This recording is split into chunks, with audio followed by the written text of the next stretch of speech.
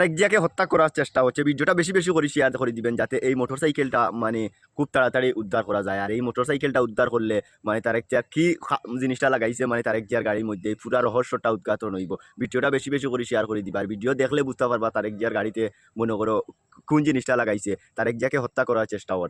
তো ভিডিও দেখো। BNP chairman Tarique রহমানের গুলশানের রাজনৈতিক কার্যালয় থেকে বাসায় ফেরার পথে তার চলন্ত গাড়িতে আঠাযুক্ত সাদা খাম লাগিয়ে দেন একজন মোটরসাইকেল চালক। গত 14 জানুয়ারি রাতে এই ঘটনায় তৈরি হয়েছে রহস্য। তদন্তে পুলিশ নিজেই জিডি করেছে আর সিসিটিভি ফুটেজ বিশ্লেষণ করে আরও জানাচ্ছেন আশিক মাহমুদ। 14 জানুয়ারি রাত 11টা 40 গুলশানে নিজ রাজনৈতিক কার্যালয় থেকে বাসায় ফিরছিলেন বিএনপি চেয়ারম্যান তারেক রহমান। সামনে পেছনে নিরাপত্তা প্রোটোকলের গাড়ি, মাঝে তারেক রহমানের বুলেট প্রুফ জিপ।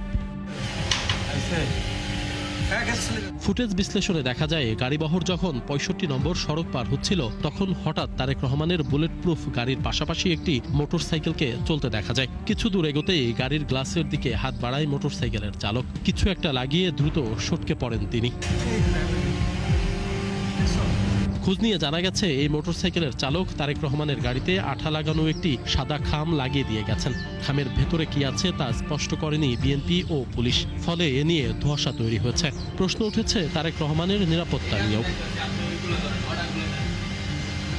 এই ঘটনায় গুলশান থানায় একটি জিডি হয়েছে, যা তদন্ত করছে পুলিশ। এখন পর্যন্ত ওই মোটরসাইকেল উদ্ধার করা যায়নি, চালকও শনাক্ত হয়নি। তারেক রহমানের গাড়ি বহরে কোনো এখনো কোনো আমরা গাড়ির যিনি আরোহী এবং গাড়ির নাম্বার এটা আমরা এখনো আবিষ্কার করতে পারি নাই। জাস্ট একটা কস্টেপ দিয়ে একটা খাম লাগাই দেওয়া, স্পিডে একটা মোটরসাইকেল এসে এটা করে চলে গেল।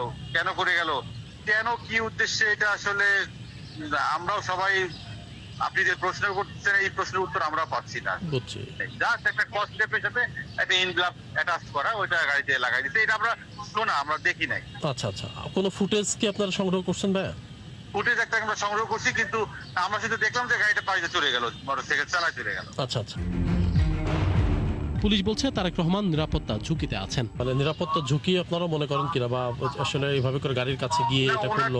কিছুটা নিরাপত্তা ঝুঁকি আছে, কিন্তু আমরা তো চেষ্টা করতেছি। কিন্তু ওইখানে আমি নিজেই ছিলাম, ওই দিন আমি নিজেই ছিলাম। আর উনি তো চান না প্রোটেকশন, কিন্তু আমার তো একটা দায়িত্ব আছে থানার ওসি হিসেবে। আমি একটু দূরে দূরে অবস্থান করছি, উনি বের হইলে আমি দূরে অবস্থান করি। আচ্ছা। তো আমি ছিলাম। এ বিষয়ে জানতে তারেক রহমানের সিকিউরিটি অফিসারদের সাথেও কথা বলেছি আমরা। ঘটনার সত্যতা স্বীকারও করেছেন তারা। লেখা কি ছিল তো চেয়ারম্যান বলতে পারবেন কি লেখা ছিল, but it is a letter. আচ্ছা, it's just simply a letter requesting. এটা কি আসলে সিকিউরিটি মানে ইয়ে করে কি?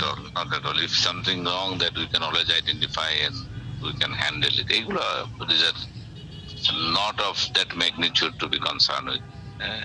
It's a bulletproof car. There's nothing wrong in it.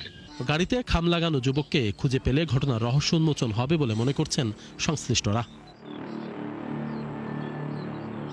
Ashiq Mahmud, 71। Tarique জিয়াকে নিরাপত্তা দেওয়ার কারণে জামাতে মানে বহুত মন্তব্য করছে, বহুত জিও করছে। এখন অন্তত পক্ষে দেখতে পারে একজন মানুষ যে সময় বাংলাদেশে ফুটিয়া উঠে রাজনীতি, যে বিএনপি তো যেরাও ফুটিয়া উঠেছে তারা হত্যা করা হয়েছে। আমরা এইরকম মানুষ হারাইতাম চাই না। এইরকম মানুষের কঠিন নিরাপত্তা দেওয়া হোক। আর আমরা চাই না মানে তারেক জিয়ার কিচ্ছু হোক। আর তারেক জিয়ার এই খামর ভিতরে কিতা মনে করো জানা গেছে না, জানলে তো আর অবশ্যই সবে জানবা। আর এই বিষয়টা নিয়ে মনে করো মানে প্রশাসনে মানে মজবুতভাবে পদক্ষেপ নেব যাতে মানে এই পুরা রহস্যটা উদ্ঘাটন হয়। তো সবাই ভালো থাকবো। আমার চ্যানেলটা নতুন সাবস্ক্রাইব করে পাশে থাকা বেল বাটনটি প্রেস করে দিবা।